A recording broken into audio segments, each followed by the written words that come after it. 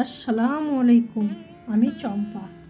আজ দেখাবো মায়ের হাতের স্বাদে টক ঝাল আমের আচার, যেটা দেখলে জিভে জল চলে আসবে। এভাবে আমের আচার বানালে 1 বছর খেতে মন চাইবে। টক ঝাল আর মজাদার, একবার বানালে বারবার বানাতে ইচ্ছা করবে। চলুন শুরু করা যাক আজকের রেসিপি। আমি নিয়ে নিয়েছি এখানে 1 কিলোর মতন আমটাকে আমি ভালো করে ধুয়ে এবার আমি একটা রুমালে করে মুছে একটা জায়গার মধ্যে রেখে দিলাম। এবার আমগুলো আমি একটা একটা করে কেটে নেব। আমগুলো আমি খোসা সমেত কাটবো। এইভাবেই চৌকো চৌকো করে আমগুলো সব আমি কেটে নিচ্ছি। দেখুন বন্ধুরা, সব কটা আম ভালো করে কেটে ধুয়ে আমি একটা জায়গার মধ্যে আমি রেখে দিলাম। আচার প্রেমীরা আজকের রেসিপি একদম মিস করবেন না।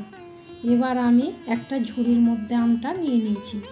এবার আমি দিয়ে দিলাম এখানে 2 চামচ নুন আর দিয়ে দিলাম 2 চামচ হলুদ গুঁড়ো আর নুনটা দিয়ে ভালো করে আমটা আমি মেখে নেব। মেখে এবার আমি আমটা কিছুক্ষণের জন্য রোদে আমি শুকাতে দিয়ে দেবো। এবার আমি মশলাটা ভেজে নেব। নিয়ে নিলাম এখানে আমি 2 চামচ হলুদ সর্ষে, 2 চামচ 5 ফোড়ন, 2 চামচ মৌরি, 2 চামচ গোটা জিরে, 2 চামচ গোটা ধনে আর 3-4টে শুকনো লঙ্কা। এবার আমি চাপিয়ে দিলাম কড়াইয়ের মধ্যে দিয়ে দিলাম আগে শুকনো লঙ্কাটা এবার আমি লাল লাল করে ভেজে নেব। যখন শুকনো লঙ্কাটা আমার ভাজা হয়ে গেল, ওপর থেকে দিয়ে দিলাম সব রকমের গোটা মশলা।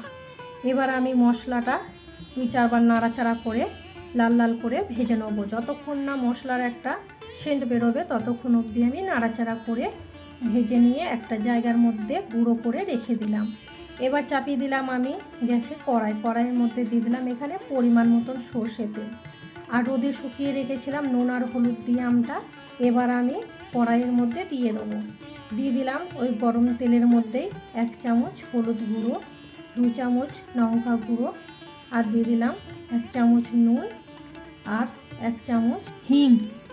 সব রকম মশলা দিয়ে আমি এবার নাড়াচাড়া করে নেব। একটু এভাবে নাড়াচাড়া করে দিয়ে দিলাম এবার আমি ভাজা মশলাটা দিয়ে আবারও 2-4 বার আমি নাড়াচাড়া করে নেব। নাড়াচাড়া করার পর তারপরে আমি দিয়ে দিলাম এখানে শুকিয়ে রাখা নুন হলুদ মাখানো আমটা দিয়েও আবার 2-4 বার আমি এখানে নাড়াচাড়া করে নেব। এবার শুরু হচ্ছে আচারের সবচেয়ে গুরুত্বপূর্ণ ধাপ। কাঁচা আমের মধ্যে একে একে সব মশলা মিশিয়ে নিয়েছি আগে, যাতে প্রতিটা আমের টুকরো মধ্যে মশলার স্বাদ ঢুকে যায়।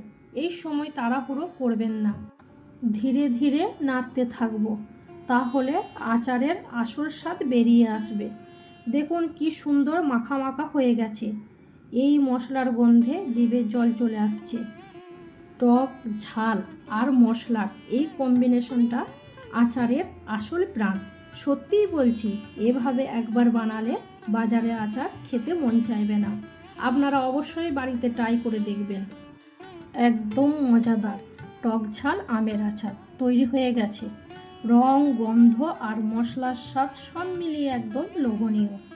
আপনারা বাড়িতে অবশ্যই ট্রাই করে দেখবেন আর কমেন্টে জানাবেন কেমন হয়েছে। ভিডিওটা যদি ভালো লাগে তাহলে একটা লাইক করে দিন, বন্ধুদের সাথে শেয়ার করুন আর চম্পা কিচেন চ্যানেলটা সাবস্ক্রাইব করে পাশে থাকুন। এমন নতুন নতুন ঘরোয়া রেসিপি নিয়ে আবার হাজির হব। সবাই ভালো থাকুন, সুস্থ থাকুন। আল্লাহ হাফেজ।